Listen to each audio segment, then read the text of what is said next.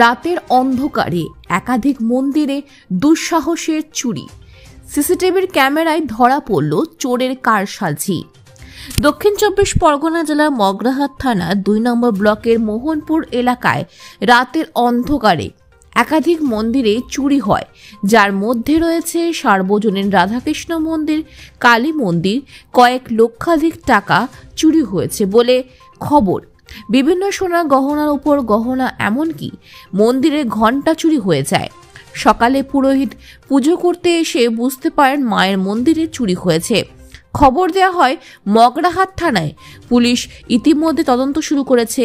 সিসিটিভির ফুটেজে ধরা পড়ে চোরের কারসাজি।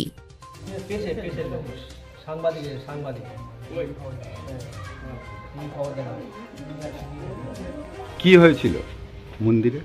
কাল রাত্রেবেলা চুরি হয়েছে মন্দিরে। কি কি জিনিস গেল?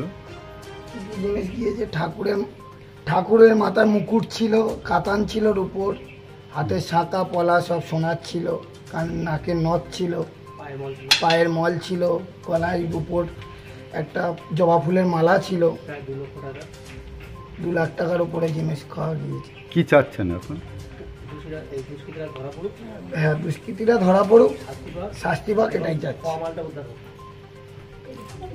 আপনারা প্রশাসনকে জানিয়েছেন? প্রশাসন এসেছিল, আমাদের থানার বড়বাবু বা আমাদের সব থানার সব স্টাফ, এসআই সব এসেছিল। বলে গিয়েছি আমাদেরকে থানাতে কেস করতে বা দরখাস্ত জমা করতে। আমরা খোয়া যাওয়া মালটা উদ্ধার করার ব্যবস্থা নেবে, এইটুকুই আশ্বাস দিয়ে গেছে আমাদের। আচ্ছা, এরকম কি কোনোদিন হয়েছিল? হ্যাঁ, এর আগে আশেপাশে হয়েছিল টুকটাক, অতটা আমরা গুরুত্ব দেওয়া হয়নি, কিন্তু আজকে যেন দেখতে পেলাম বড় ধরনের কিছু হয়ে গেছে। কি মনে হচ্ছে যে এলাকার কেউ চুরি করছে না বাইরের? না, এলাকার লোক চুরি করছে না, এটা সম্ভব না। আমরা লোক নয়, মোটামুটি বাইরের কোনো লোক আসছে। আমাদের এসছিল গত কয়েকদিন আগে, কয়েকটা লোক এসছিল পাড়াতে, যে চাঁদা তোলার নাম করে এইভাবে এসে কিন্তু বাড়িতে ঢুকে কিন্তু বাড়িতে কি জিনিসপত্র আছে, কোথায় কিভাবে যাওয়া যায় আসা যায়, এটাই দেখছে মানুষ। কিসের চাঁদার জন্য এসেছিল? একটা হ্যান্ডেল নিয়ে এসেছিল, কিন্তু বাড়িতে কোনো আমরা বেটা ছেলে ছিলাম না, মেয়েরা ছিল। 100 টাকা বিল লিখেছিল, 100 টাকা দেয়নি, 10 টাকা দিয়েছিল বলে ওরা তখন বললো 10 টাকার জন্যে আমরা বিল দেব না বলে বিল দেয়নি, 10 টাকা নিয়ে চলে গেছে। এইরকম ব্যাপার। ওদের উপরে কি সন্দেহ? হ্যাঁ, ওদের উপরেই সন্দেহ, আর ওরাই করেছে এটা। কি নাম আপনার দাদা? হ্যাঁ, কি নাম তাদের? আপনার নাম? আমার নাম উত্তম কুমার হালদার।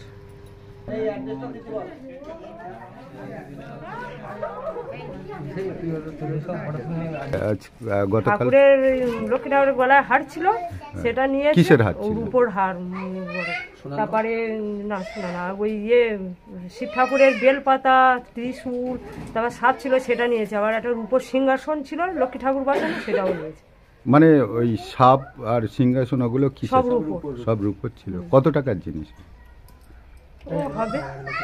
হ্যাঁ, হ্যাঁ, ওই 1 লক্ষ টাকা। কি চাচ্ছেন এখন আপনি? সেই চোরগুলো ধরে শাস্তি হোক, এটাই চাইছি। যখন চুরি হয় কি বুঝতে পেরেছিলেন কারা করলো বা কেন? না, কি করে বুঝতে পারলে? আর আপনি থানায় গিয়েছে, থানায় বলেছে? পুলিশ এসেছিল? পুলিশ এসেছিল, সব করেছে। আমার স্বামী এক্ষুনি গিয়েছে, আমাদের ওই সিসি ক্যামেরা ছিল, ফুটেজ দেখে গিয়েছে। এবং একাধিক ঠাকুর থানা ছিল, একাধিক। হ্যাঁ। কি নাম আপনার? আমার নাম সুমিত্রা মণ্ডল।